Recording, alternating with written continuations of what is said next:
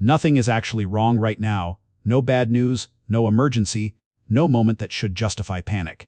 And yet your mind won't stop moving. Thoughts stack on top of each other, unfinished conversations, small worries, things that shouldn't feel heavy suddenly do. Even when life looks fine from the outside, something inside feels tight, unsettled, quietly alert. You're not panicking. You're not falling apart. You're not having a breakdown. You're just restless. It shows up in the quiet moments, when the noise fades, when the phone goes dark, when the day finally slows down. That's when the mind starts scanning not for danger, but for certainty. For something solid to stand on. If this feels familiar, hear this carefully. This isn't because you think too much, and it's not because something is wrong with you. This feeling has a reason, and it's not the one you've been blaming. Something else is happening, and once you see it, even briefly, the way you relate to your mind begins to change. Most people call this overthinking, and the moment we use that word, something turns inward. We turn against ourselves. We tell ourselves to stop, to calm down, to be more rational. We try to fix the mind like it's malfunctioning. And when that doesn't work, a quiet frustration appears. Why can't I control this? But there's a different question, one we rarely ask, because it doesn't blame anyone. Why does the mind start looping when nothing is actually wrong? Not what you're thinking, not the content of the thoughts, but why the thinking feels repetitive, as if it needs to keep going. If you listen closely, beneath the noise, there's a subtle tension. Not panic, not confusion, a tightening. The mind isn't spiraling for no reason. It's responding to something it senses as unstable. It's trying to create certainty, trying to hold things together. That's why forcing calm never works. You can't relax a system that believes it's doing something important. Until this question changes, every attempt to fix the mind feels like resistance. Because you're not dealing with a problem yet, you're inside a response that hasn't been seen. And once that response becomes visible, the noise starts to make sense. Block 1, observation. Notice this carefully, not as an idea, but as an experience. A thought appears, then another, then another. They arrive quickly, almost automatically. And only after that, something else forms a sense of me dealing with this, a feeling of being the one inside the noise. The reaction comes first, the identity follows. There's a moment, brief, easy to miss, where thinking is happening, but no one has stepped in yet. Then the sense of I appears, as if it had been there all along. Hold that order gently, it matters more than it seems. Block 2, check in.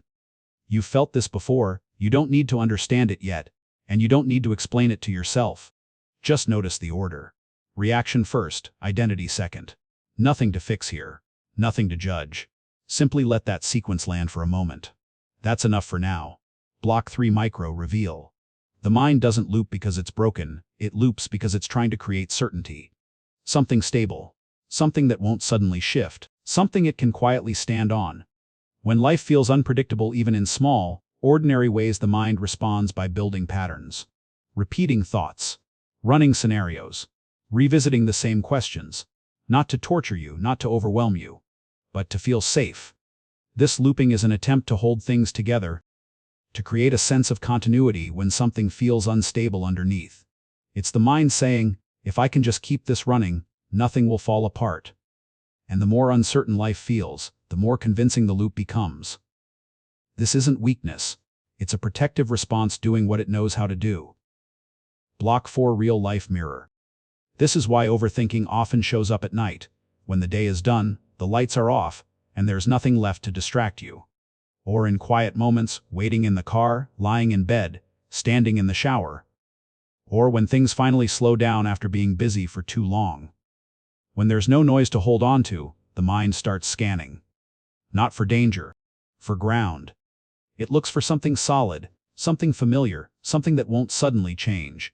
And if it can't find that in the moment, it creates it by replaying conversations, running scenarios, repeating the same thoughts. This is why the loop doesn't feel dramatic, it feels ordinary. It blends into daily life so easily that you start believing, this is just how my mind works. But what's happening here is quieter than fear. It's the mind reaching for stability when everything finally goes still. Block 5, aha line. Here's the part most people miss, and once it's seen, everything shifts. You're not overthinking. You're not failing to control your mind. A loop is running. And until that loop is recognized for what it is, everything else will feel harder than it needs to be. Block 6 release. Nothing is wrong with you, this isn't a flaw, and it's not a personal failure. What you're experiencing is a system doing exactly what it was built to do. It learned to stay alert, to stay active, to keep things from falling apart. At some point, that response was useful. It helped you adapt, it helped you get through uncertainty. The problem isn't that the system exists.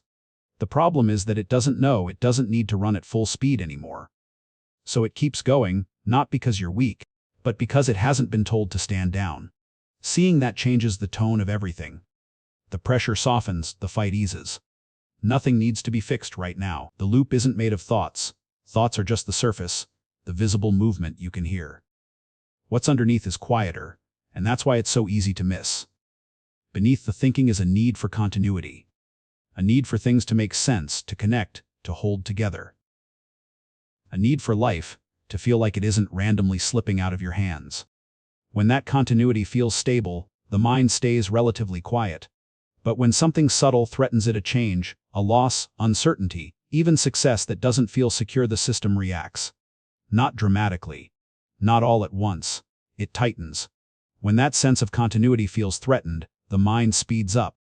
Not because it's losing control, but because it's trying to regain it. This is where most people misunderstand what's happening. They assume the mind is malfunctioning, that it's creating chaos for no reason. But from the inside, the loop feels purposeful.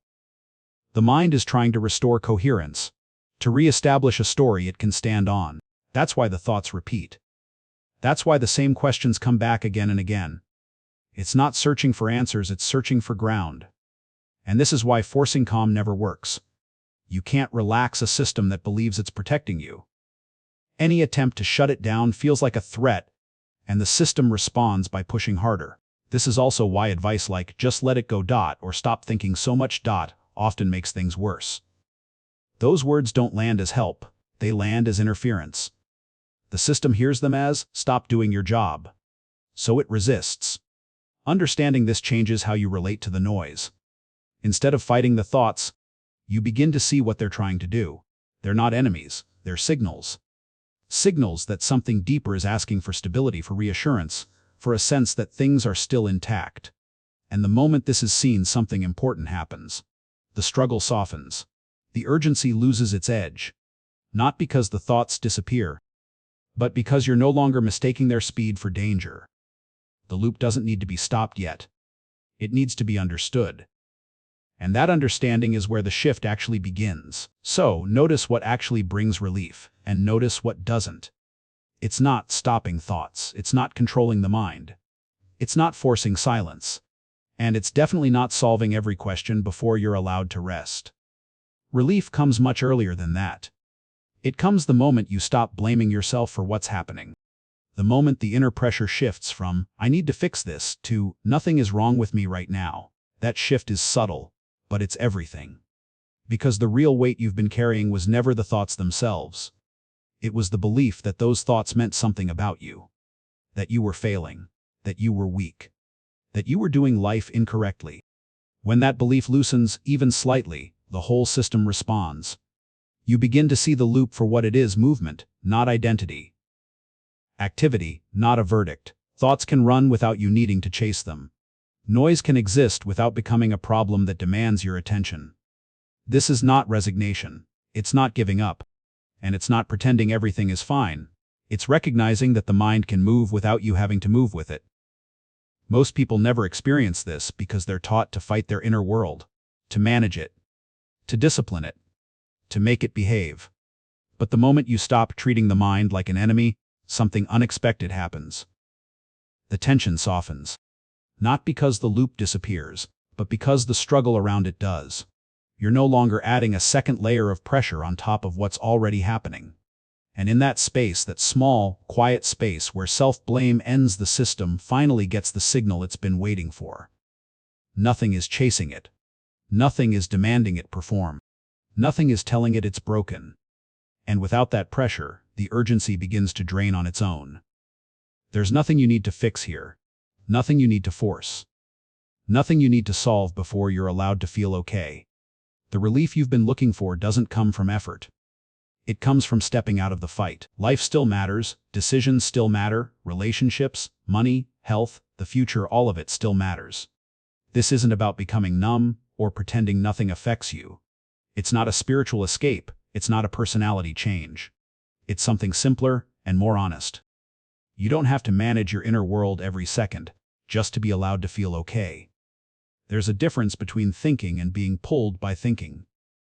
Between a thought appearing and a thought recruiting your whole body, tightening your chest, speeding your breath, making the next 5 minutes feel like a problem you must solve. Most people live inside that pull without noticing it. They assume, this is me. They assume, this is my personality. They assume, this is how my mind works.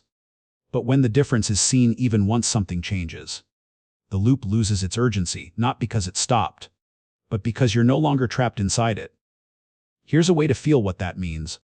Not as a technique, but as recognition. A thought can say, what if everything goes wrong? And you can hear it without obeying it. A memory can surface, and you can feel it without turning it into a new story.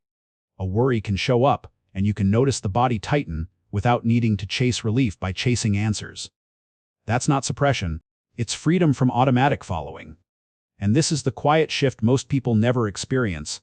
You can care about your life without letting the mind turn caring into control. Because control is what the loop secretly asks for. It says, if I can just manage this perfectly, I'll be safe. But life doesn't become safe through more thinking, it becomes livable through clearer seeing. So, yes, life matters. But it doesn't need you to hold it together through force. It doesn't need constant internal commentary. It doesn't need you to be on duty at all times. The moment you stop treating every thought as a command, space returns. Breath returns.